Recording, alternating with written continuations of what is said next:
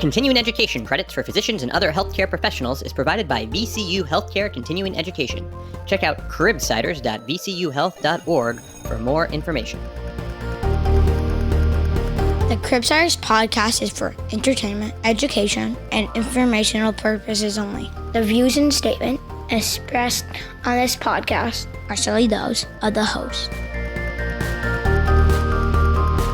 Welcome back to the Cribsiders. I'm Chris the Chew Man Chew, and I have our producers, Dr. Avram Raigo and Dr. Jess Kelly. Say hi, guys. Hey, everybody. What's up? How's it going? Our guest tonight is Dr. Jessica Lax to discuss myocarditis. But first, let us remind you about the show. Jess? We are the Pediatric Medicine Podcast. We interview leading experts in the field to bring clinical pearls, practice-changing knowledge, and answer lingering questions about core topics in pediatric medicine. We have a fantastic conversation with our guest, Dr. Jessica Lax. Jess Lax is a pediatric cardiologist who specializes in heart failure, VAD, and transplantation. She has been a member of the heart transplant program at the Johns Hopkins All Children's Heart Institute in St. Petersburg, Florida, since 2021. Dr. Lax has a special interest in medical education and has completed a master's in health practitioner teacher education. She is the Associate Program Director for the Cardiology Fellowship Program at Johns Hopkins All Children's Hospital and involved in resident education as well as General Heart Institute education. She teaches us about the initial evaluation, diagnostic workup, and management of myocarditis in pediatric patients and why a low voltage on an EKG should get you thinking of myocarditis. What do you think? Are they going to enjoy the episode? My heart's going to be bursting with joy. Oh, good one. It's so wholesome. It's like the best one. Dr. Jessica Lax, right? That's correct. Thank you for coming on the show. Because we're an informal group, is it okay if I call you by your first name? Absolutely. And I think you said you prefer Jess over Jessica right now? Okay. Yeah. Excellent. Okay. So we're going to start off with some rapid fire questions just to get to know you a little better. Could you give us a little bit of something to describe yourself, maybe what you do and maybe something outside of medicine that you really enjoy? All right. Let's see. Well, I'm a pediatric cardiologist and I specialize in heart failure and transplant.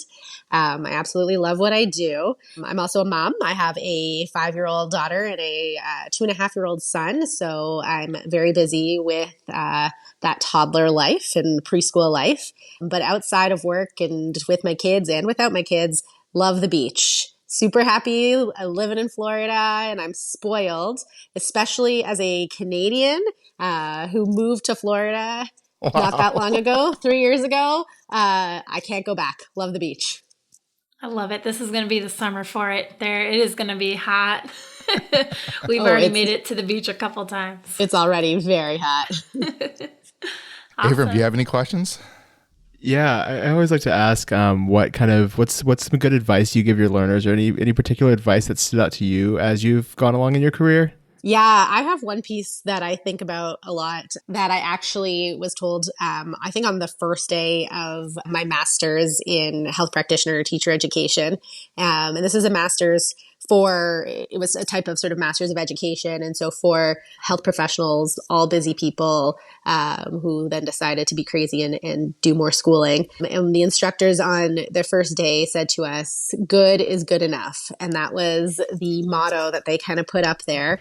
And it's not to sort of minimize how hard you work, but I think for all of us, especially in healthcare, we sometimes forget to put ourselves first, to put our families first. And that's okay at times, but we also sometimes just push ourselves so far that we burn out. And the message was that, we're all here, we're doing this extra education, and we don't have to be the best. We don't have to be excellent. We have to try. We have to keep going, and we have to be good, but good is good enough. And I think that was really helpful for me because it allowed me, when I was thinking and feeling like I was going to burn out, I was able to step back, take some time for myself, and, it helped me actually excel in the program. Yeah, that's great. I feel like so often in medicine, we have these kind of like unrelenting standards that we hold ourselves to. And sometimes you just have to take a breath and say, it's good enough. Absolutely. And so many of us are, we're sort of, recovering perfectionists, right? And, they always have those different phrases, perfection is the enemy of whatever, enemy of progress, enemy of good, enemy of done. So I think sometimes we just have to not be so hard on ourselves. Yeah. And frequently I thank myself and thank the type A-ness of myself for getting me where I am today, because I know I wouldn't be where I am today without that crazy type A. But it's also a nice reminder that I don't always have to be at the top of my game. Absolutely. Jess, how about, are there any cool like Netflix shows or something on YouTube or something that you've really enjoyed recently that you think people might enjoy? Oh boy. I'm a guilty pleasure for reality TV. I'm not going to lie. Good. Is The Bachelor still on? Is that something that happens these days? I'm a Love is Blind girl. Love is Blind. Yeah. Yeah. I mean, I'm a big believer. For me, I'm a big believer when I turn on the TV, it's got to be time for turning off my brain. So I'm not one who will watch some of those intense dramas or intense shows. It's time to turn off my brain and just enjoy someone else's drama. Excellent. Keep the distance. Yeah. Hey, Cribsiders listeners, it's time to talk about your drinking water. I know having safe, clean water is the last thing you want to worry about, but unfortunately, according to extensive research by the Environmental Working Group, 3 out of 4 homes in America have harmful contaminants in tap water. That's why you've got to check out AquaTrue. AquaTrue purifiers use a 4-stage reverse osmosis purification process, and their countertop purifiers work with no installation or plumbing. It removes 15 times more contaminants than ordinary pitcher filters and are specifically designed to combat chemicals like PFAS in your water supply. And they have water purifiers to fit every type of home, from installation-free countertop purifiers to higher capacity under-sink options. They even have a Wi-Fi connected purifier and mineral boost options. So these filters are affordable and long-lasting, no changing filters every 2 to 3 months. AquaTrue filters last from 6 months to 2 years, and just one set of those filters from their classic purifier makes the equivalent of 4,500 bottles of water. That's less than 3 cents a bottle. Plus, you'll save the environment from tons of plastic waste. And honestly, my family uses the water for coffee and tea, and it tastes so much better. AquaTrue comes with a 30-day money-back guarantee and even makes a great gift. So today, Cribsiders listeners receive 20% off any AquaTrue purifier. Just go to aquatrue.com, that's AQUATRU.com, and enter code CRIB at checkout. That's 20% off any AquaTrue water purifier when you go to aquatrue.com and use promo code CRIB. All right. I guess we should get into it. What do you think, guys? Let's do it. All right. Who's giving us our first case? We have a great case. We have Mike. He's an 8-year-old previously healthy male who presented to the Cashlack Emergency Department with chest pain. His father died of a heart attack, and his parents are concerned that he may be having one. They state that he's been more tired than normal, and he's not been eating or drinking as much as his usual. He's not had any fevers, but he recently recovered from an upper respiratory infection. On exam, his vitals are 140 of heart rate, blood pressure 100/72, respirations 24, and his sats are 96% on room air. What are your initial thoughts on this patient? How might you approach this patient? Yes, you said this patient is 8 years old? He's 8, yes. Yeah. So I think my initial thoughts really twofold. Kind of the heart rate stood out to me quite a bit. Definitely tachycardic, not something I would expect a standard heart rate in an 8-year-old. The other vitals that you said, blood pressure, not too bad.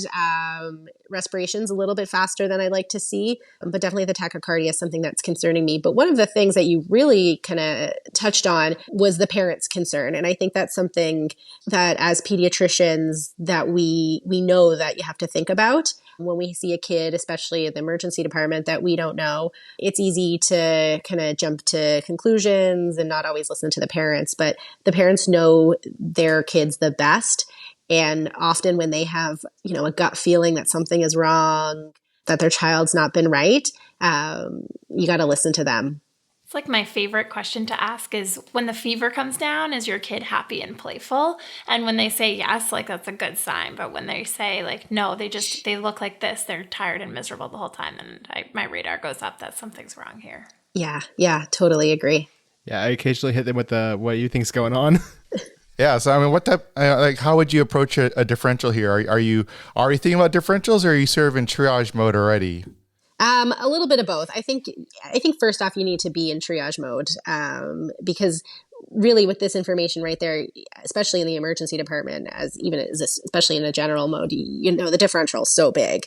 And so I think you really need to be in triage mode and just making sure, especially with the heart rate, right, that what you don't know what's causing that heart rate, and you need to make sure that this kid is going to be stable. And even if they're, looking stable right now, that could change pretty quickly when you're tachycardic, a little bit tachypnic. The SATs you mentioned, they're not perfect. And so for me, stabilizing and thinking sort of triage, getting this kid stable is going to be the priority before I start thinking about the differentials. I think it's easy to right away start kind of lining things up in your head, but we should always be going back to our ABCs. Yeah, I mean, I think it's really important to actually get our hands on the kid and kind of see what's going on.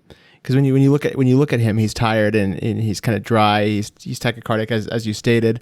His heart exam is pretty normal. He had normal heart sounds, no murmurs, had nice clear lungs.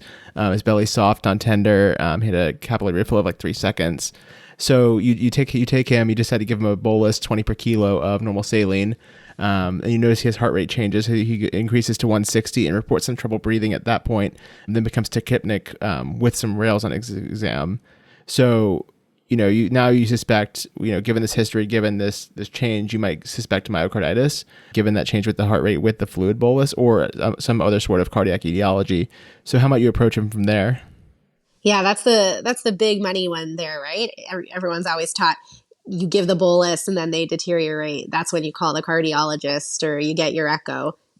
So right away, that's going to be quite telling. If the bolus sets them in that wrong direction, they can't handle that extra fluid load. That's a good sign that the function is down, that their end diastolic pressures in their left ventricle is high, and that they can't handle that extra fluid. So right away, when I get called about that type of situation, I'm already thinking about myocarditis or a dilated cardiomyopathy, or really just a patient who, for some reason, has reduced LV systolic function. And so we're going to want to start thinking about getting our echo and getting some more definitive testing to take a look what's going on. And I'm also going to want to start thinking about as well getting that patient to a safe place and on monitors, getting those supports available for that patient, whatever that looks like in whatever sort of scenario you're in. Can we roll back a little bit on the physiology first? So can you explain a little bit why giving a bolus and then this sort of reaction would put some sort of cardiac etiology high on your differential? Yeah, absolutely. So when you're thinking about a patient who has some sort of left ventricular systolic dysfunction, and usually those patients, their heart's not squeezing properly, usually they're also going to have some diastolic dysfunction as well, and some issues in terms of how their heart's relaxing.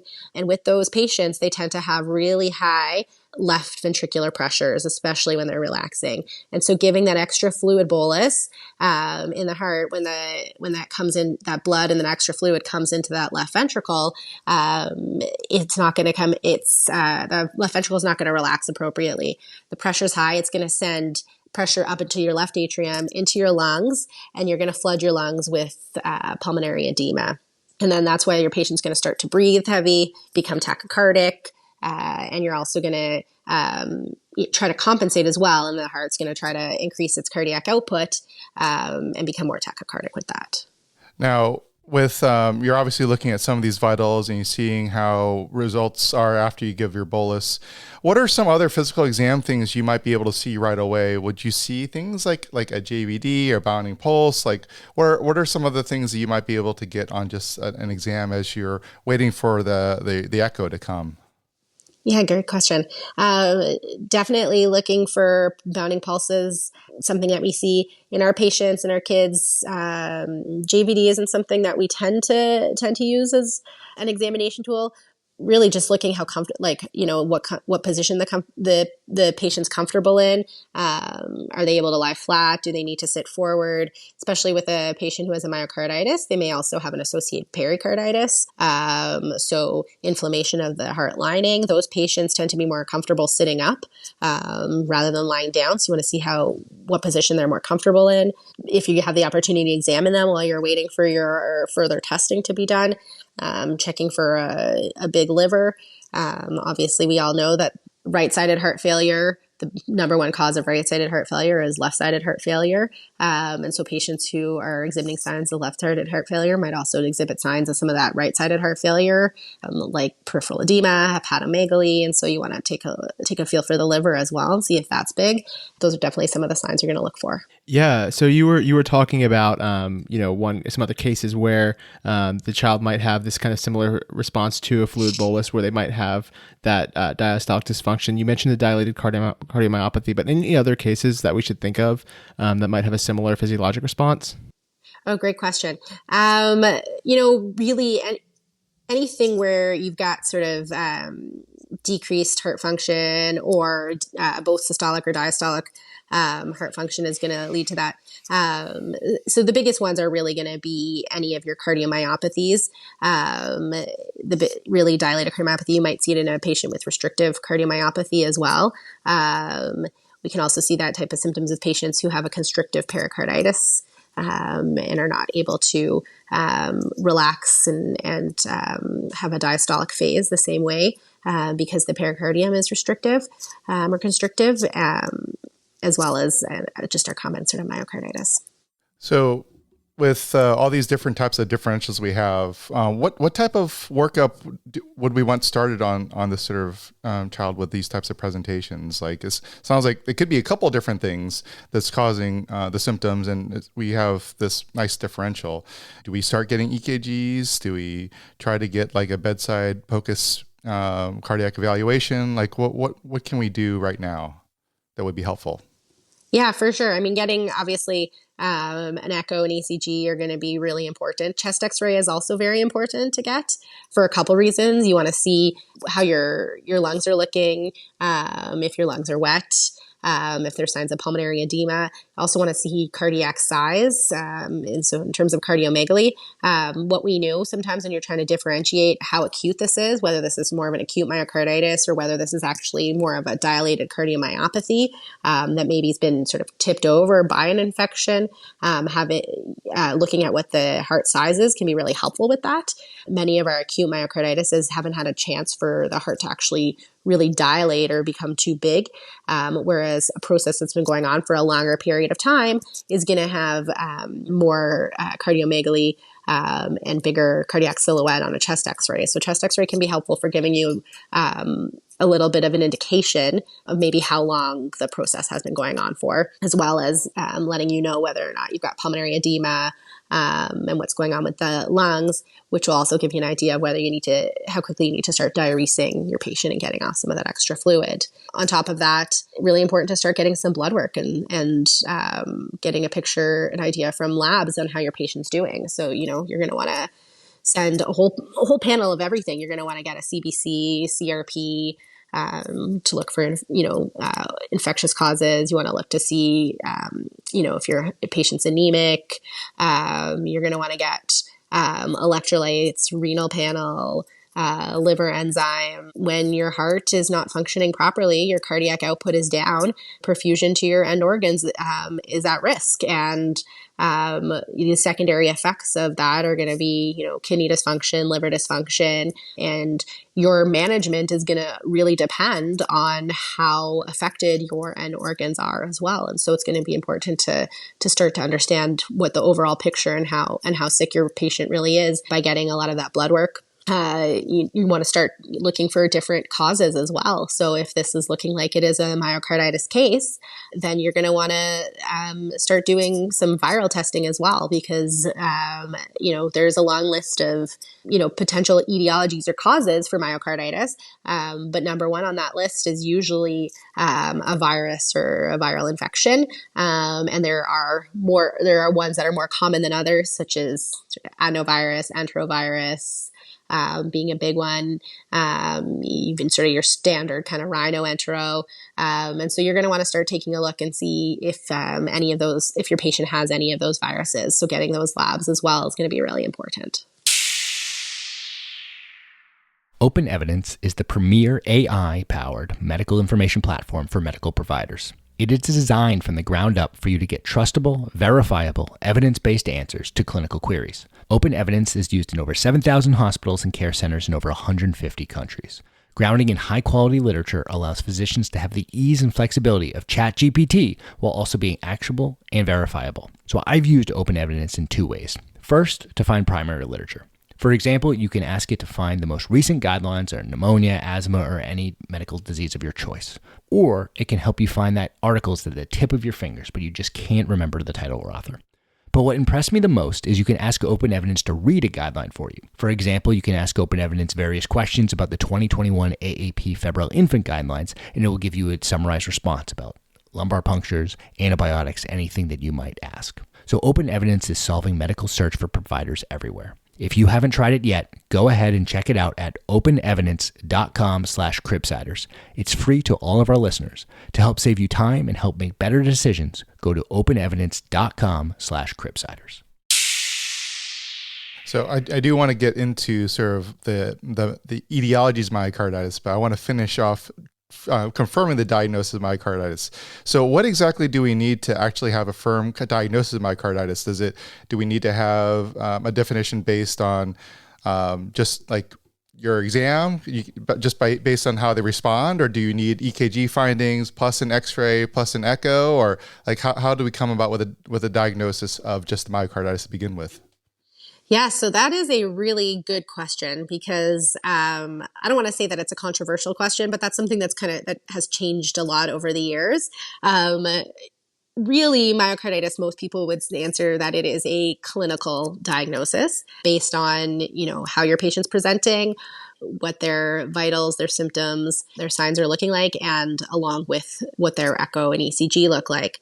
However, if you want to actually talk about what considered true proven or definite myocarditis, historically that is actually biopsy proven myocarditis. So actually having histologic proof based on the Dallas criteria that there is true myocarditis. That's obviously an invasive test and not always the right way to go for especially patients who might be quite sick and would require anesthetic or whatnot to go for that type of procedure. So more cases than not are not getting biopsies, but that would be your true kind of definite proven myocarditis. Over time, we've had more tools that have come out that have helped us with this diagnosis. So more and more places are using cardiac MRI to help with the diagnosis and using the Lake Louise criteria to help define what myocarditis looks like on cardiac MRI. And so over the years, we've gone from having sort of these definite biopsy proven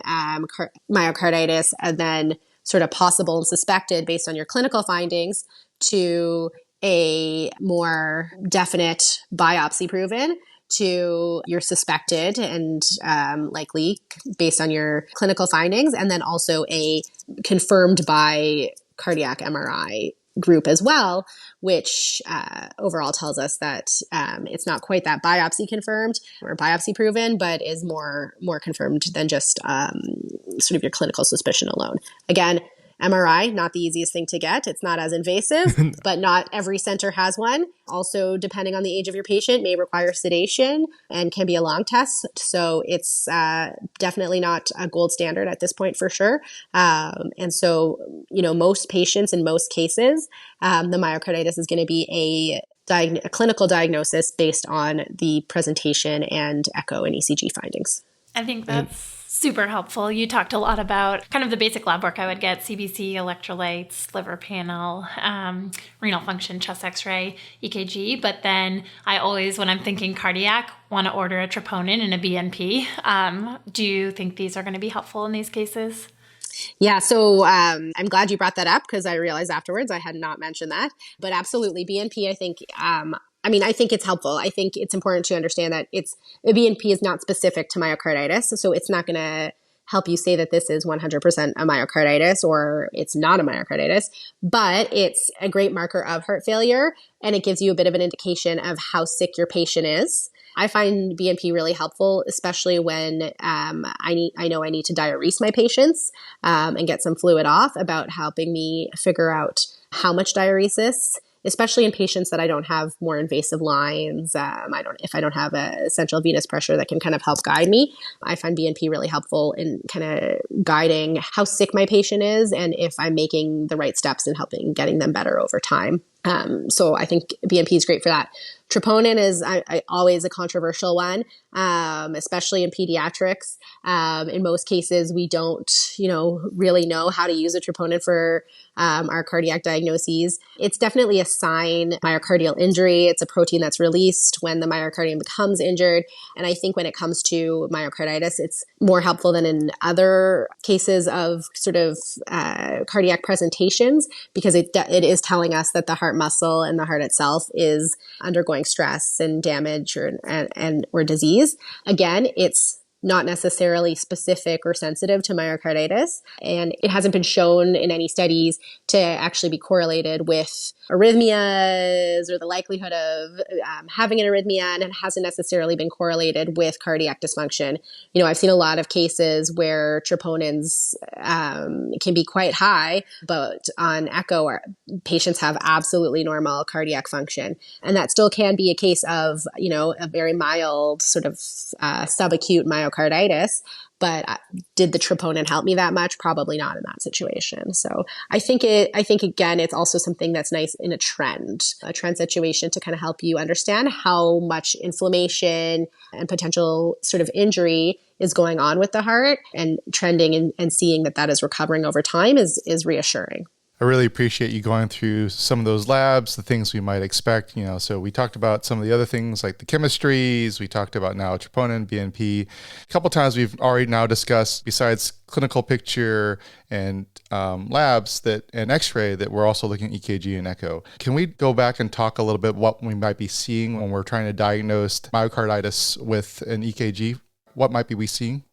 Yeah, for sure. So one of the first things that you might see is tachycardia, and that's, sort of what we started our case with the patient who was tachycardic. It's starting off how you're, taught to read an ECG from the beginning, looking at the rate. And so, making sure you know how old your patient is and taking a look and seeing how fast that's going, and then assessing whether or not, it's really important to make sure that whether it's a sinus rhythm, or if it's tachycardic for some other reason. So is this patient, making sure they're not an SVT or something else. Most of our patients are going to be in a sinus tachycardia situation. So looking at that's really important. One of the ones that always I think about and kind of stands by me when I remember being a pediatrics resident and my cardiologist showing me this is the low voltage QRSs. And often that can be because sometimes there'll be a pericardial effusion and sometimes just from kind of overall inflammation. But the low voltage QRSs is definitely something to look at and should make you think about a myocarditis situation. Otherwise, there can be lots of sort of non-specific findings, ST changes, T wave changes, some inverted T waves and ST flattening. And often you're going to just kind of see that throughout, not in any specific leads, but kind of throughout your entire ECG. You might see some ST segment depression as well.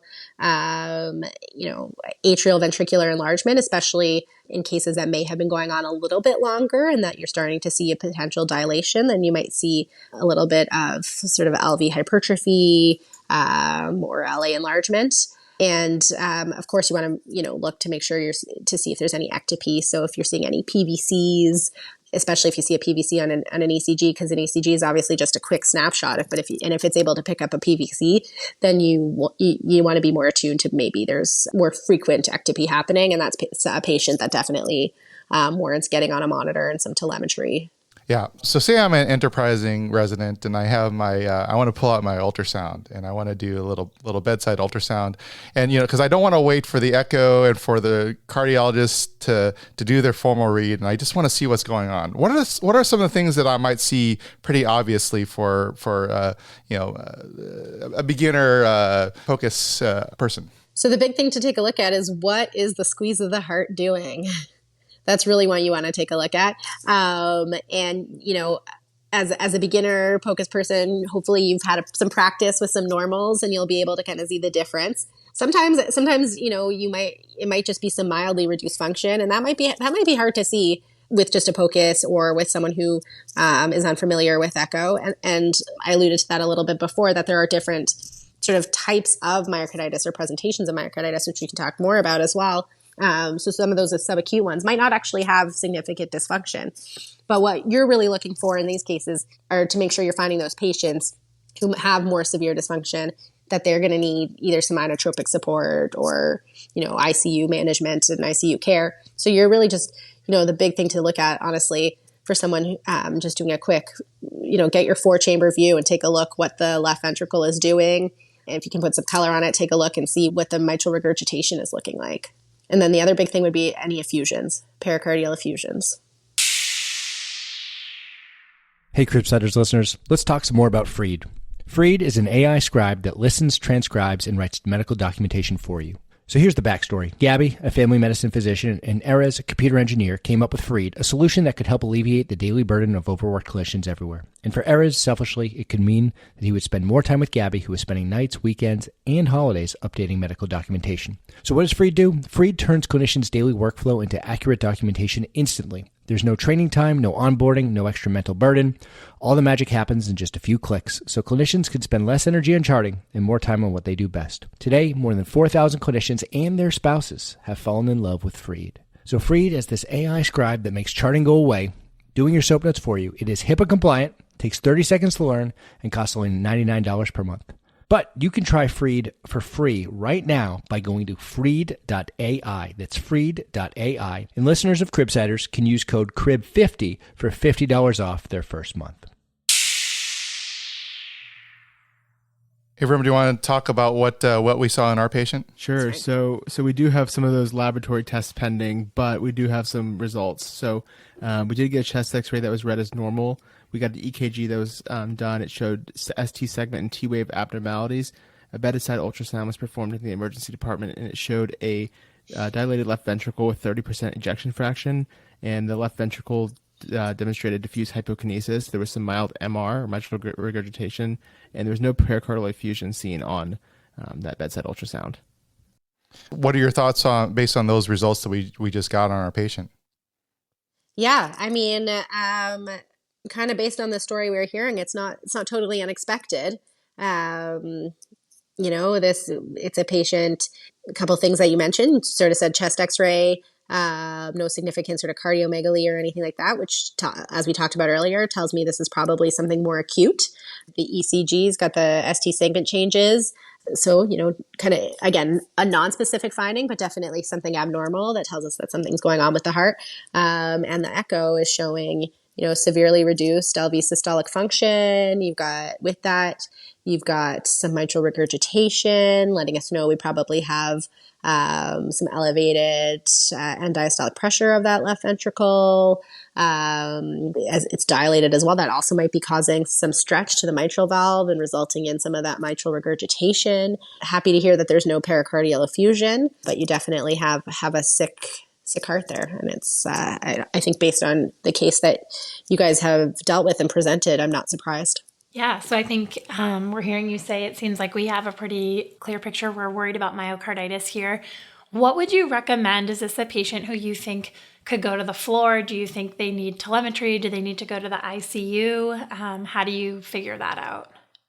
Yeah, I think once you have this picture and especially within that kind of first 24, 48 hours, you don't really know what pathway this patient's going to take.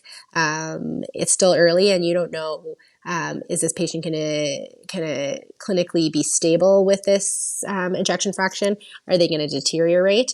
You don't know what their rhythm is, like we talked about. And so to me, when you have a new myocarditis diagnosis like this or a new kind of heart failure diagnosis like this, that patient definitely warrants an ICU bed and telemetry and closer monitoring. Does this apply to the more mild cases as well? Where do you draw that line? Yeah, good question. And that's kind of how you can break it down into some of the different types of there's different ways that people kind of talk about myocarditis or break down sort of defining how myocarditis presents. So this patient, I would say, is kind of more of an acute presentation. They're in general, they present as somewhat hemodynamically stable, but they've got decreased cardiac function, they're tachycardic, and it's someone that, may or may not require a little bit of inotropic support. On the more mild end, we have what we would often call more of a subacute presentation. And those are patients who, sometimes have just some mild viral symptoms, but they don't always get to the point where their parents are describing them as, fatigued, not eating and drinking as well. They may or may not even present to a provider, which is why, when you read the different studies out there about myocarditis and some of the different scientific statements that are out there, we actually don't really have a good idea of the actual incidence of myocarditis, because there are probably a lot of cases out there that actually just don't present or never get true blood tests or and to find an elevated BNP or an elevated troponin along with an echo. So we actually might miss many cases, and these are those subacute cases. Even those cases that do come in, if they have these mild symptoms, you do a little bit of blood work, things are a bit off, but their echo, is normal, they may not actually have to be admitted, or they can be admitted to floors without telemetry, and just sort of monitored overnight, make sure they're okay. And depending on comfort level of parents, you might be able to send them home and just watch them. I see that all the time. There's kids that get referred to us who an outside hospital got a troponin on, and they had some chest pain, and they come in and they're not tachycardic, they're hemodynamically stable, they don't have any chest pain. I'm like, I never would have got that test on you. Exactly. Yeah. So.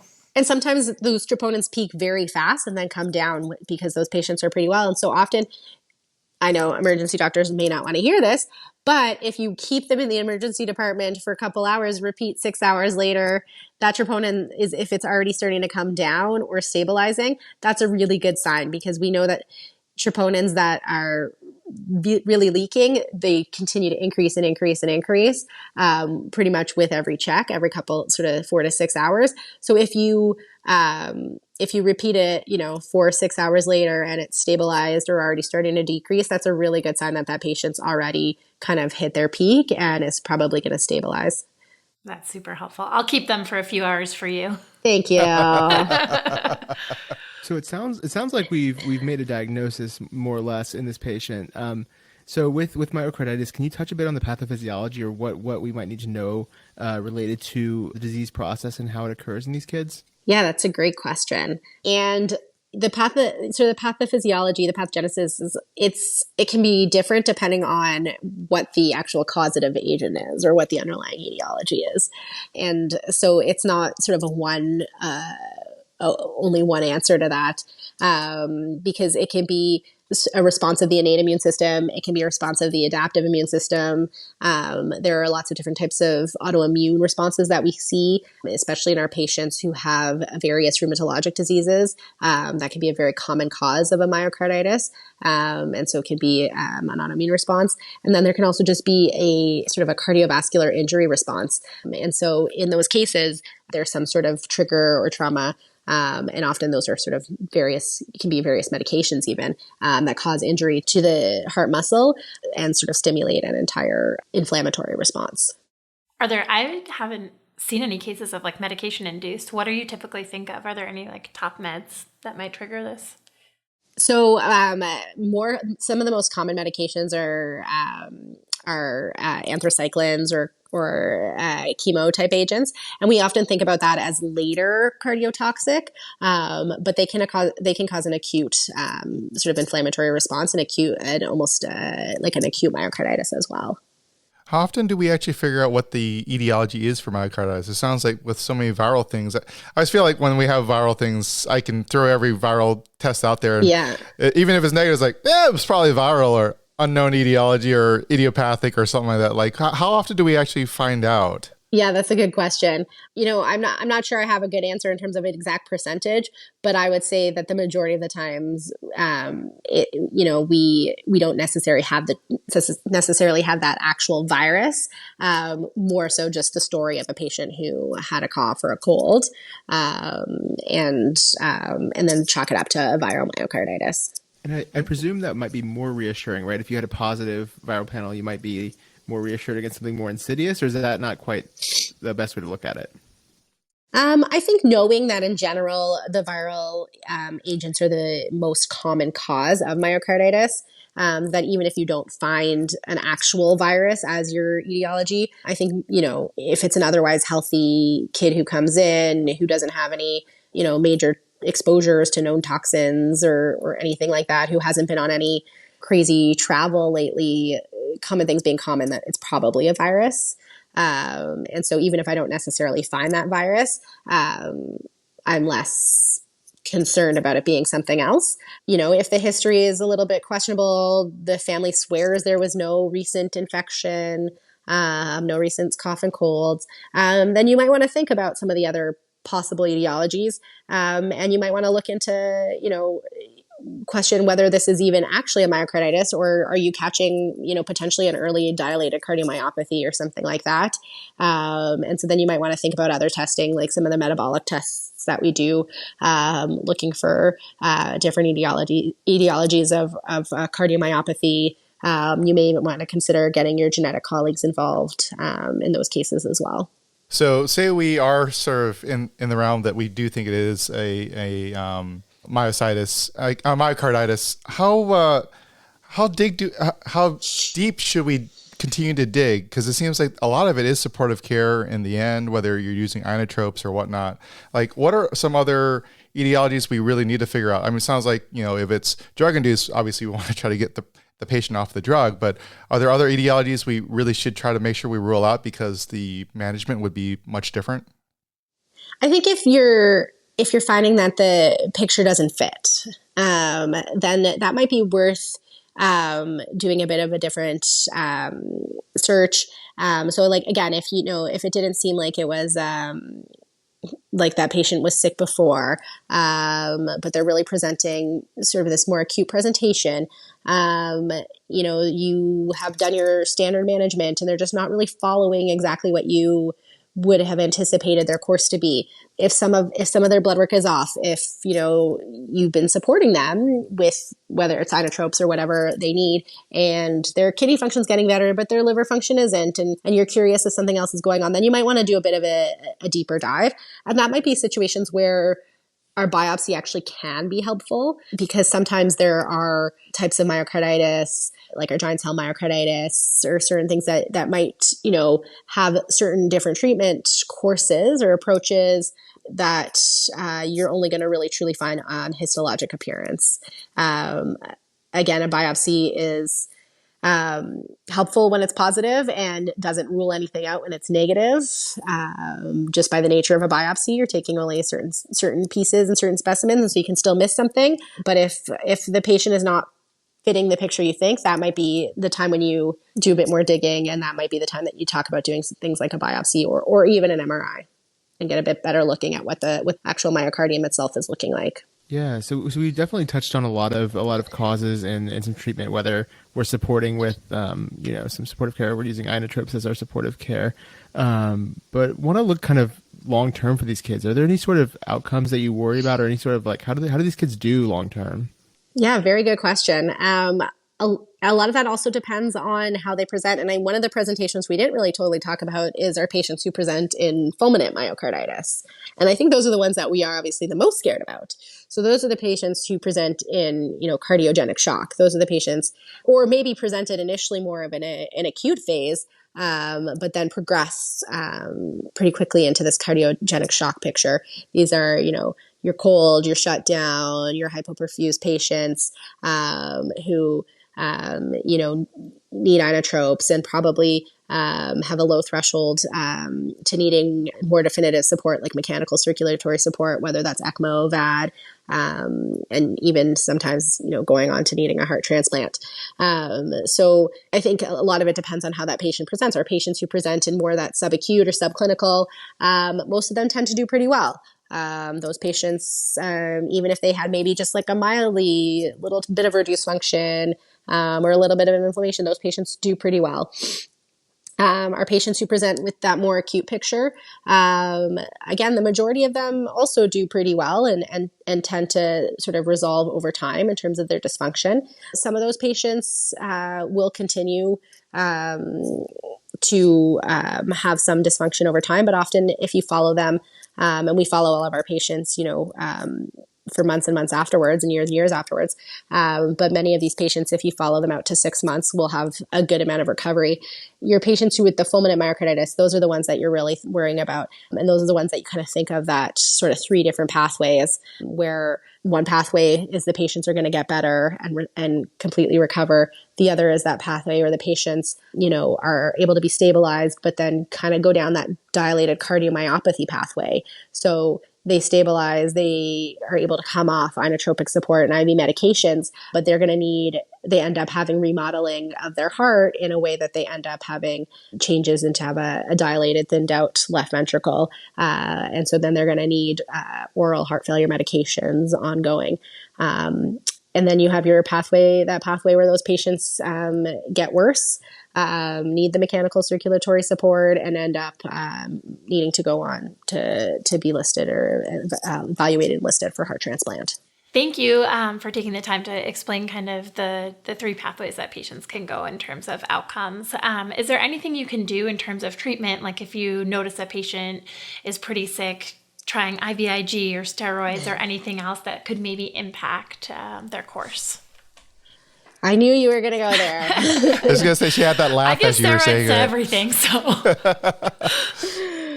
Yeah, we have to make sure we get controversial.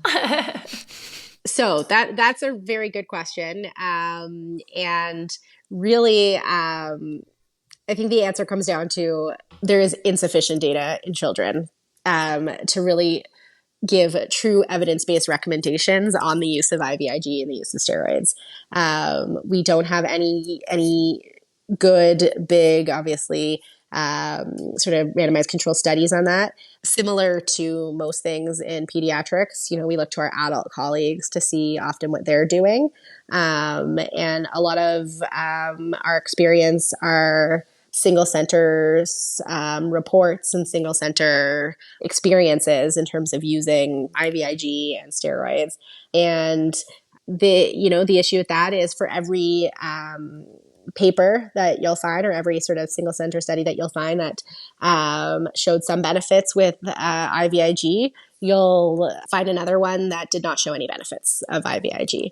And the same with steroids. You'll find some experiences where there will be some success with steroids, and other experiences where there's no success. So because of that, and the fact that when you put it all together, we just don't have good enough robust numbers to truly make evidence-based recommendations.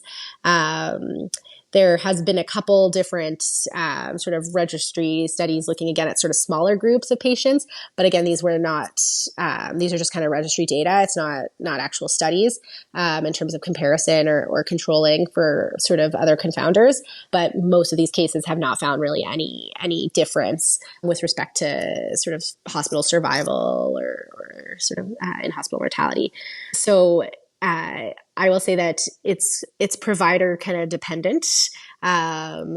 Certain providers, really feel quite strongly about the use of steroids and IVIG, and other providers have not seen the effect of it.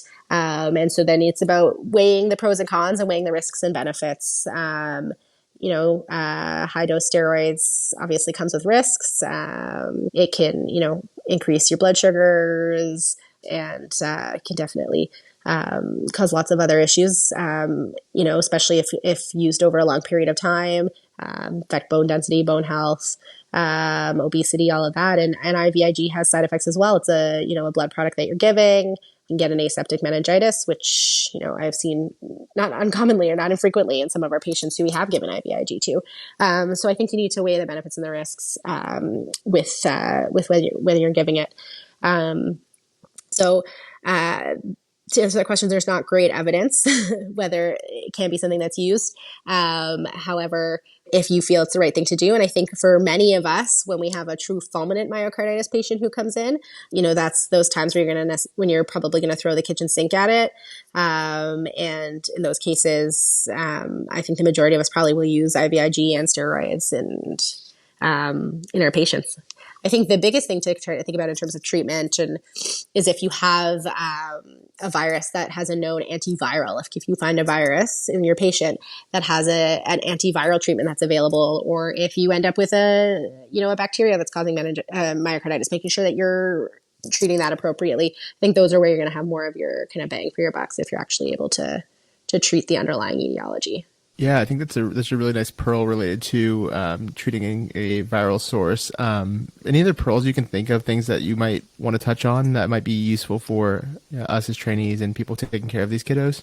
I think the biggest thing, some of the pearls is just remembering how sick these kids are or how sick these kids can be. I think that's kind of more the important thing, that they can start off looking really great. But myocarditis can change in a second. These patients can be stable and they can become really sick. So you need to just really keep them on your radar, keep monitoring them when they're at the point where they've been admitted, be watching for any rhythm issues, and, just until you've gotten a good handle on what pathway they're going down and what course they're going to take, don't let your guard down.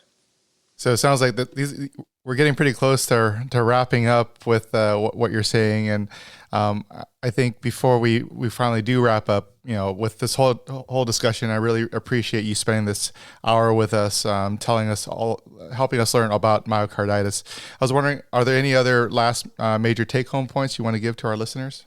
I think really just, myocarditis in general, and Jesse mentioned it earlier. It's rare, but I think, it may not be as rare, like we talked about, as we think it is. The true incidence is sort of unknown. So it's really important to have it on your differential. When, patients come in and they kind of have these vague symptoms, to keep it on that differential and to definitely be thinking about it. Especially because the earlier you catch these patients, the more likely you are going to be able to make a difference earlier on before things might progress. And the other thing, I'll go back to kind of that first thing I said at the beginning is listen to the parents. I think it's really important with our pediatric patients to be listening to the parents and what they, what they're worried about, because they know their kids best. Well, thank you again so much. We really appreciate the time you had spent with us today. This was phenomenal. Thank you guys. This was great. Dial has been changed. The new number is... This has been another episode of the Cribsiders. It's for the kids! Please check out our show notes at our website at thecribsiders.com. We're committed to providing you with high-value, practice-changing knowledge, and to do that, we need your feedback. So please subscribe, rate, and review the show on Apple Podcasts or contact us at thecribsiders@gmail.com. A special thanks to our producer for this episode, Avram Rago, our showrunner, Sam Mazer, and our wonderful social media team on Twitter, Instagram, and Facebook. I've been Jess Kelly. I've been Avram Rago. And this has been Chris the Chew Man Chew. And if you made it to the end, you get gifted another poem by AI. In this gentle room where worries may tread, I speak to you now of a path we may dread. Your child so vibrant may face a silent test called myocarditis, a visitor unguessed.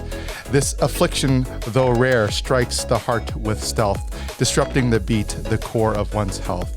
It often follows a whisper of infection, turning immune responses in a misguided direction. With symptoms subtle, a fatigue, a faint, a heart that aches with a ghostly complaint. We listen, we test, we observe with great care, using tools of our trade to catch what is there. Echoes in EKG, blood tests to see what hides in the beat, what they cannot free. Treatment, though varied, aims to soothe and mend, with medicines to support, to heal and defend. Fear not, dear parent, though the journey seems dark, we walk beside you, each step, every mark. Informed by science, with compassion as our guide, together we'll safeguard the young heart inside. Let this room be a fortress, not of fear, but of fight, where every challenge is met with insight. Trust in our knowledge in the care we provide for every young heart. I promise to abide. See you guys later. Bye.